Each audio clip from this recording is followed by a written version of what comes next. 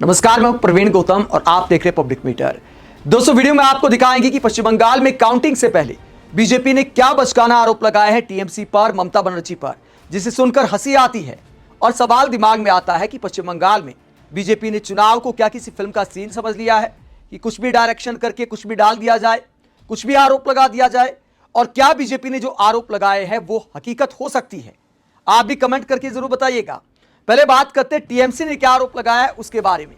फाल्टा विधानसभा क्षेत्र में दोबारा मतदान को लेकर टीएमसी गुस्से में है।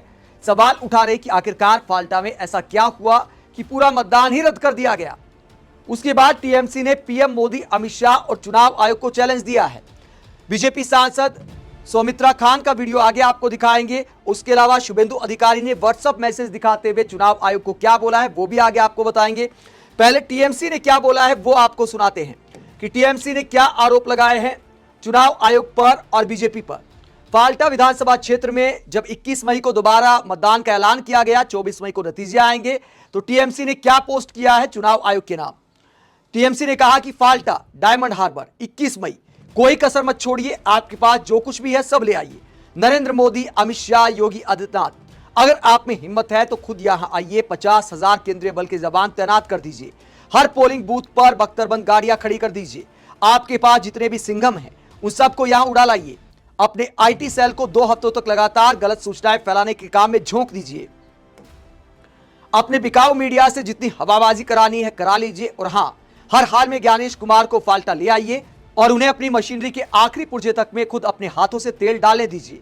ये सब कीजिए। हम जोर देकर कहते हैं कि आप ये सब करें, क्योंकि जब धुआं छटेगा और वोटों की गिनती होगी तो आखिरी शब्द फाल्टा की जनता का होगा। और फाल्टा की जनता अपना फैसला पहले ही सुना चुकी है।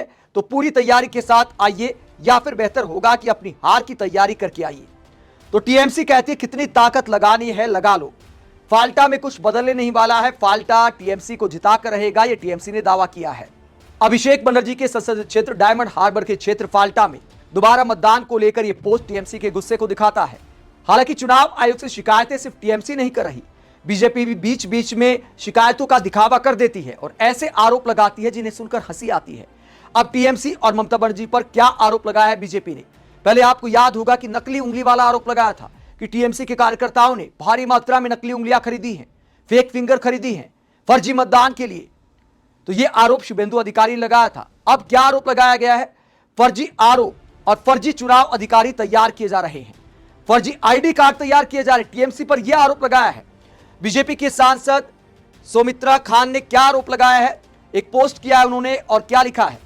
सौमित्रा खान ने लिखा है कि अर्जेंट मामला आ गया है, चुनाव आयोग एकदम से इमीडिएट आप एक्शन लीजिए, क्योंकि फ्रॉड आरओ और डीएम्स बनाए जा रहे हैं और हमारी डेमोक्रेसी खतरे में आने जा रही है। आगे आईपैक और टीएमसी पर आरोप लगाया गया है। आईपैक वो कंपनी जिस पर छापेमारी हुई, जिसके डायरेक्टर को जेल जाना पड़ा, चुनाव खत्म होते ही, मतदान खत्म होते ही जमानत मिल गई। तो आईपैक ममता बनर्जी और टीएमसी का चुनाव मैनेजमेंट का काम देखती है, तो उसको लेकर लिखा गया है। आगे आरोप लगाया गया है कि आईपैक और टीएमसी से लिंक रखने वाले डीएम्स और आरओज जानबूझकर अपना आईडी कार्ड व्हाट्सएप ग्रुप के जरिए भेज रहे हैं और फेक आईडी कार्ड बनाए जा रहे हैं ताकि फेक लोग अंदर आ सके। यह आरोप लगाया है सौमित्रा खान, बीजेपी सांसद ने। और क्या कहते हैं जरा सुनिए। इलेक्शन कमिश्नर से एक अनुरोध है, बहुत सारे काउंटिंग ऑफिसर को आईपैक और दूसरा से फोन जा रहा है, फोन जाके बोल रहे हैं आप लोग व्हाट्सएप में आपका डॉक्यूमेंट्स दे दीजिए, आपका डॉक्यूमेंट्स भरना है।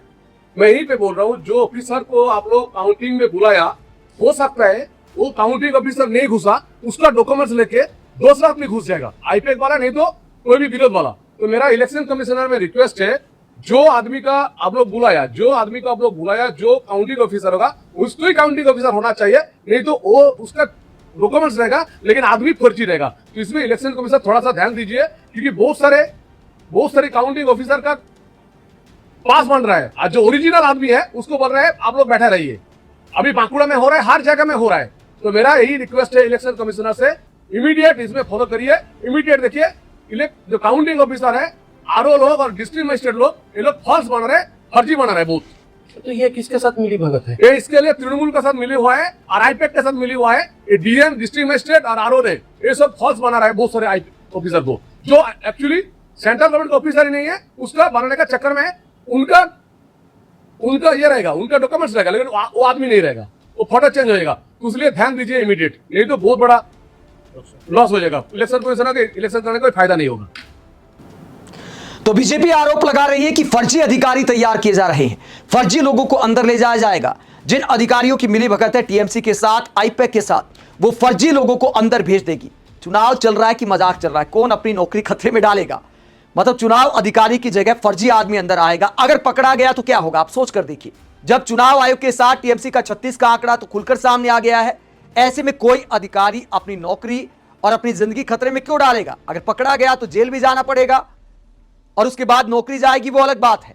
तो क्या ऐसा हकीकत में हो सकता है या दिखावे के लिए ऐसी शिकायतें की जाती है? शुभेंदु अधिकारी ने भी एक पोस्ट किया है। शुभेंदु अधिकारी ने क्या पोस्ट किया है?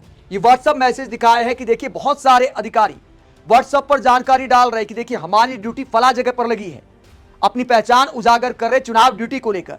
शुभेंदु अधिकारी ने यह लंबा चौड़ा पोस्ट किया है, ये व्हाट्सएप मैसेज दिखाते हुए, और इनमें क्या लिखा गया है इसका हिंदी अनुवाद आपको बता देते हैं कि शुभेंदु अधिकारी ने आखिरकार क्या बोला है। शुभेंदु अधिकारी ने चुनाव आयोग से डिमांड करते हुए कहा, यह मेरे संज्ञान में आया है कि मतगणना की ड्यूटी पर तैनात कई अधिकारी कथित तौर पर अपनी ड्यूटी की जगह, लोकेशन और अपने पद की जानकारी अपने विभागों और संगठनों को लीक कर रहे हैं। मुझे जानकारी मिली है कि ऐसी स्प्रेडशीट्स और सूचियां बांटी जा रही हैं जहां अधिकारी स्वेच्छा से या किसी दबाव में आकर अपनी इलेक्शन ड्यूटी इन्फो भर रहे हैं। आगे शुभेंदु अधिकारी कहते हैं, इसमें मतगणना प्रक्रिया में उनकी खास भूमिका क्या है इसकी जानकारी भी शामिल है। ये चुनाव प्रोटोकॉल का एक गंभीर उल्लंघन है और इसके खतरनाक नतीजे हो सकते हैं। अनुचित प्रभाव का खतरा, जब किसी राजनीतिक झुकाव वाले संगठन को यह पता चल जाता है कि कौन सा अधिकारी कहां तैनात है, तो इससे अधिकारियों को डराने, धमकाने और उन पर दबाव बनाने का रास्ता खुल जाता है। निष्पक्षता को खतरा है। मतगणना की पवित्रता इस बात पर टिकी है कि ड्यूटी करने वाले कर्मचारियों की जानकारी गोपनीय रहे। इस गोपनीयता का टूटना सीधे तौर पर चुनाव नतीजों की पारदर्शिता पर असर डालता है। दबाव की रणनीति, संगठनों द्वारा इस तरह का डेटा जुटाना अक्सर मतगणना के महत्वपूर्ण समय पर अधिकारियों को सत्ता पक्ष के हक में काम करने के लिए मजबूर करने की एक चाल होती है। आगे चुनाव आयोग से डिमांड करते हुए शुभेंदु अधिकारी कहते हैं, मैं भारत निर्वाचन आयोग और पश्चिम बंगाल के मुख्य निर्वाचन अधिकारी से पुरजोर मांग करता हूं कि इस मामले पर तुरंत कार्रवाई करें। सभी अधिकारियों के लिए सख्त निर्देश जारी किए जाए कि वो अपनी ड्यूटी की जानकारी किसी भी संगठन या संघ को ना दे। साथ ही उन संगठन की जांच कराई जाए जो इस तरह का गोपनीय डेटा इकट्ठा कर रहे हैं। तो चुनाव आयोग से शिकायत की है शुभेंदु अधिकारी ने कि व्हाट्सएप के जरिए जानकारी शेयर की जा रही है और इसका गलत इस्तेमाल हो सकता है और डराया धमकाया जा सकता है चुनाव अधिकारियों को। लेकिन दोस्तों सवाल यह उठता है कि जब केंद्र का ऑब्जर्वर तैनात है, ज्यादातर केंद्र के अधिकारी तैनात हैं, पुलिस ऑब्जर्वर तैनात हैं, तो क्या इस सब के बीच क्या कोई खेल टीएमसी करा सकती है? क्या आपको यह हकीकत के करीब लगता है? कमेंट बॉक्स में अपनी राय जरूर दें, साथ ही चैनल को सब्सक्राइब भी करें। नमस्कार।